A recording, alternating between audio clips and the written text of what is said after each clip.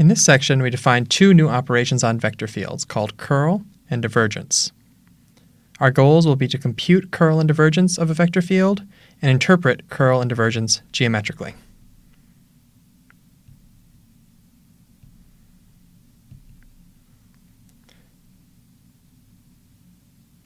Our motivation is the fundamental theorem of line integrals. We can compare it to the fundamental theorem of calculus. For a single variable function f, we have f of b minus f of a is equal to the definite integral from a to b of the derivative of f. The fundamental theorem of line integrals says that for a multivariate function f of b minus f of a is equal to the line integral over a curve from a to b of the gradient of f.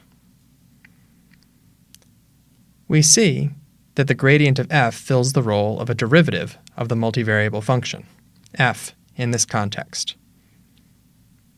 In this section, we try to define some derivative-like operations of vector fields.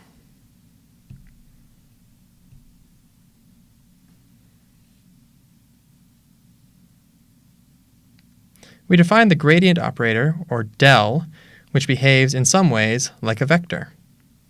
Depending on our choice of dimension, we can have del equal to del x, comma del y, or in 3 dimensions, del equals del x, comma del y, comma del z. This can be extended to any dimension.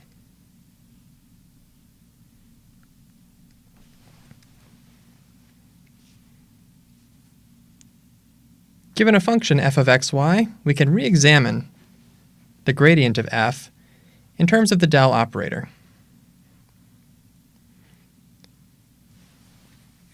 Del f is equal to del x, comma del y times f.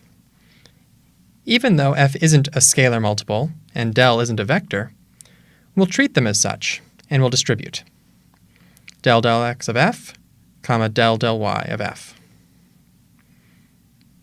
We interpret the partial derivative operators next to f in the ordinary way, and we take the partial derivatives of f with respect to x and y. We obtain del f del x and del f del y. We shouldn't interpret this as scalar multiplication, because you do not multiply a derivative by a function to differentiate it. Instead, we make the distinction that this is an operator that mimics some of the behavior we're familiar with in vectors. This seems like too much work to do if all we wanted was an alternative explanation of the gradient. The explanation we have now works fine. So how else can we use this operator idea?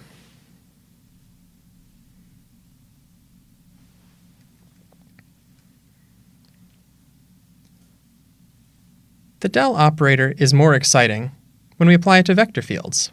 We will use it to define a function called the divergence of a vector field. The divergence of a vector field f equals pi plus qj at a point x0, y0 measures the extent to which f points away from x0, y0. The divergence function is noted div f and is defined as the dot product del dot f. When we take a dot product, we pair the terms of del with the appropriate terms of f. We get del x of p plus del y of q. Divergence is defined analogously for 3-dimensional vector fields and will work just as well in any dimension. Notice that the divergence of f at x0, y0 is a number, not a vector, because the output of a dot product is a number.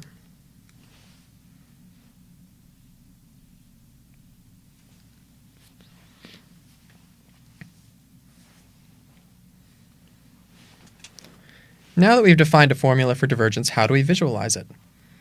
It's easiest to recognize divergence when f of x0, y0 is the 0 vector.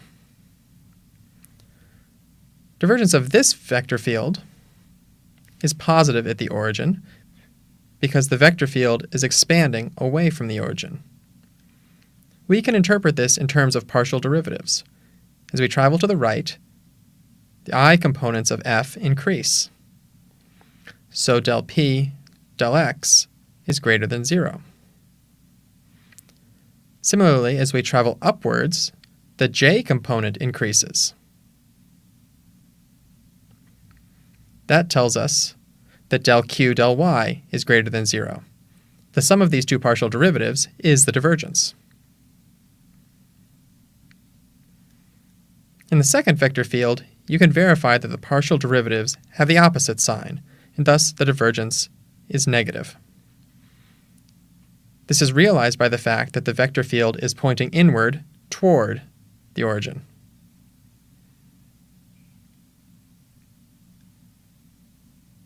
In this third vector field, the signs of del p del x and del q del y seem to disagree. The vector field is expanding in some directions and contracting in others. These forces may cancel out and give a divergence close to 0.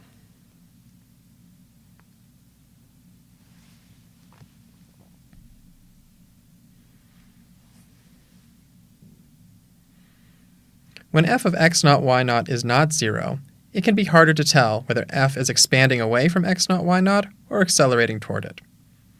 Fortunately, the derivatives of a constant vector are 0, meaning that the divergence of f is equal to the divergence of f minus v. We choose v so that we get the 0 vector at x naught y naught, and we subtract that v from every vector in the field, like this.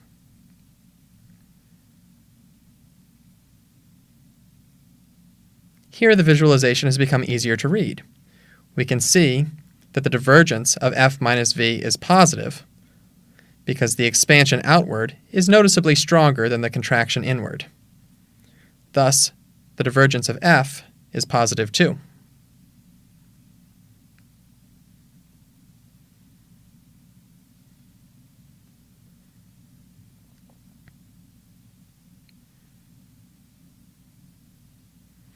Here's an exercise for you to try. If f is equal to xzi plus xyzj minus y squared k, compute the divergence of f at -2, 2, 1, and then interpret what it means. Go ahead and pause the video and work this out.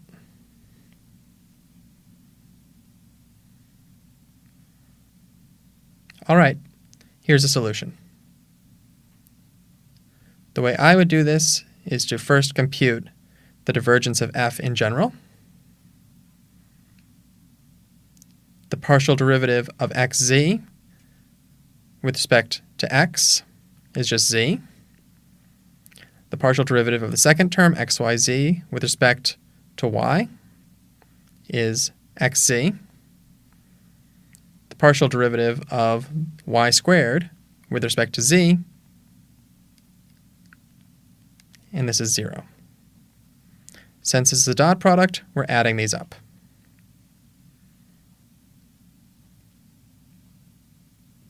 Now, we just have to evaluate this divergence at the point -2, 2, 1 by plugging these in. 1 plus -2 plus times 1 plus 0. This is -1.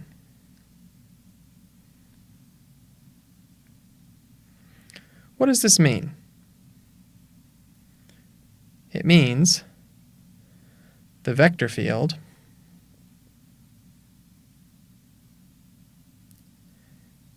is contracting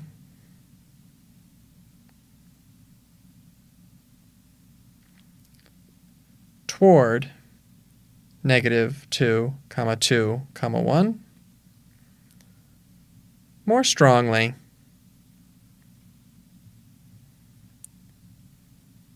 than it is expanding away from it.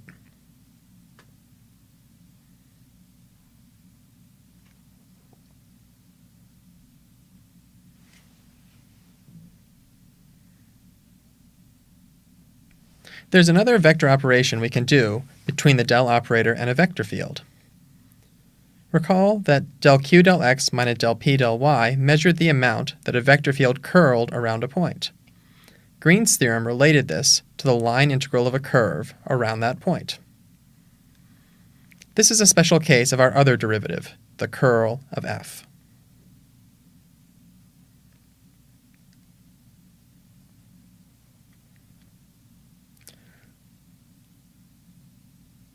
The general definition of curl is as follows.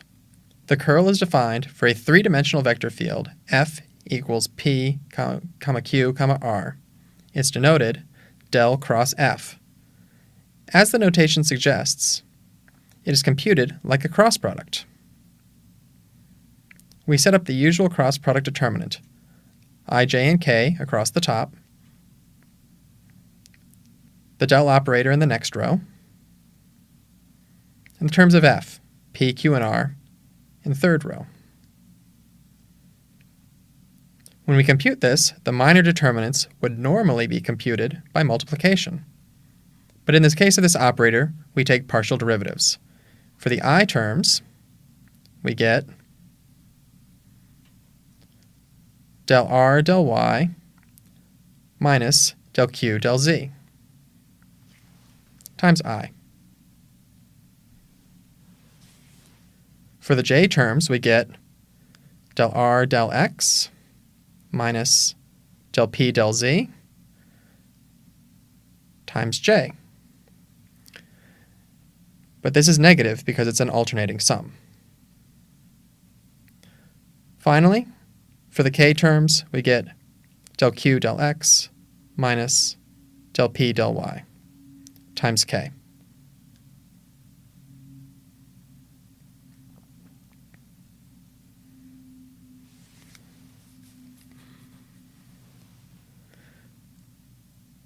Notice that unlike divergence, the curl of f at the point x naught, y naught, z naught is a vector. Notice also, we can only do this with three-dimensional vector fields, because that is the only dimension where the cross product is defined. To interpret this vector geometrically, I'll provide the following facts without proof. The curl of f at x naught, y naught, z naught is related to the line integrals of f around the point x naught, y naught, z naught. The length of the curl vector indicates how large such integrals can be as a multiple of the area they enclose. The direction of the curl vector is perpendicular to the plane in which the line integrals are maximized, or around which f curls most strongly.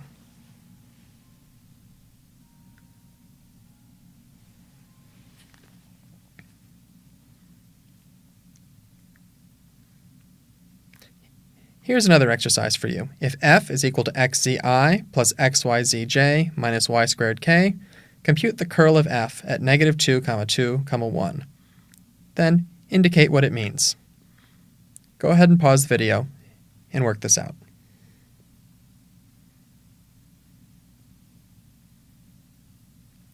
Okay, here's a solution.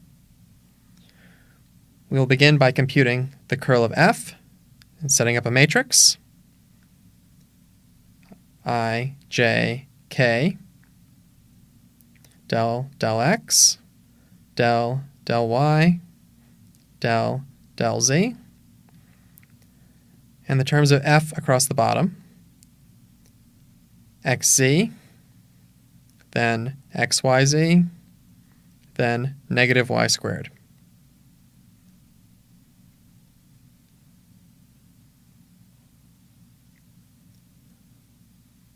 Now let's compute this. For the I term, my minor determinant will be the partial of negative y squared with respect to y, which is negative 2y, minus del z of xyz, which is minus xy. That's times I. For the j term, I have del x of negative y squared, which is 0. Minus del z of xz, which is minus x, This term is negative because of the alternating sum, and it is multiplied by j. Finally, for k, I have del x of xyz, which leaves yz,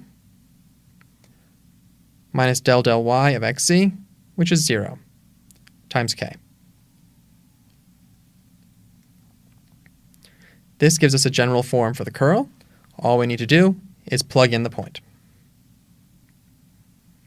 So the curl of f, evaluated at -2, 2, 1.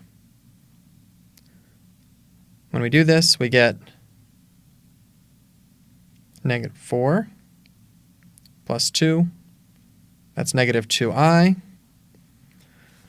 minus x, which is -2j. Y times z is 2, so this is plus 2k. What does this mean? This means that the vector field curls most strongly around a vector in the direction of -2, -2, 2.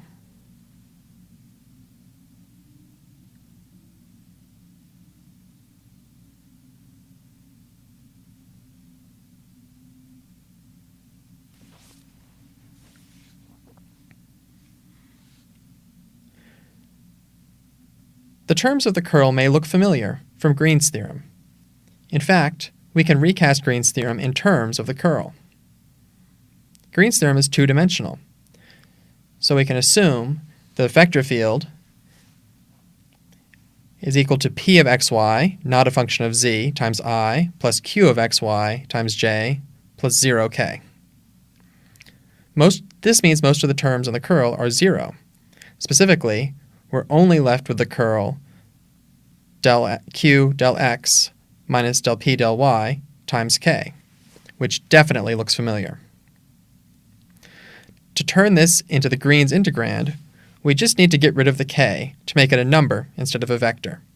The way we do that is to take a dot product with the vector k. Here's the statement of the theorem. Suppose D is simply connected bounded region in the plane z equals 0, and R of t defines C, a piecewise smooth curve that traces the boundary of D counterclockwise. If F is the vector field P, Q, 0, then the line integral of F around C is equal to the double integral of the curl of F dot product with K dA.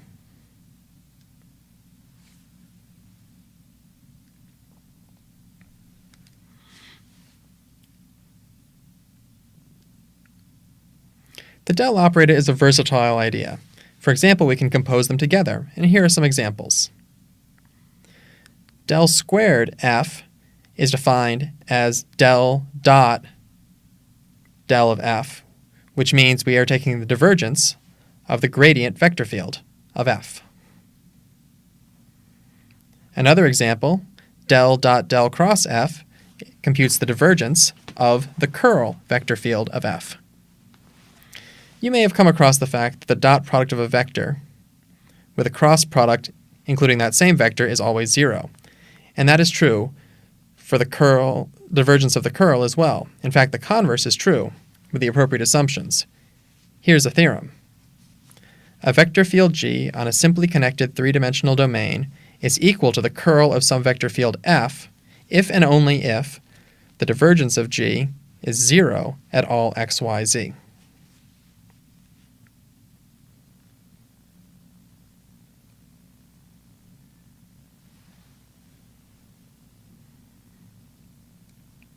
That's all we have to say about divergence and curl for now. Here are some summary questions to test your understanding.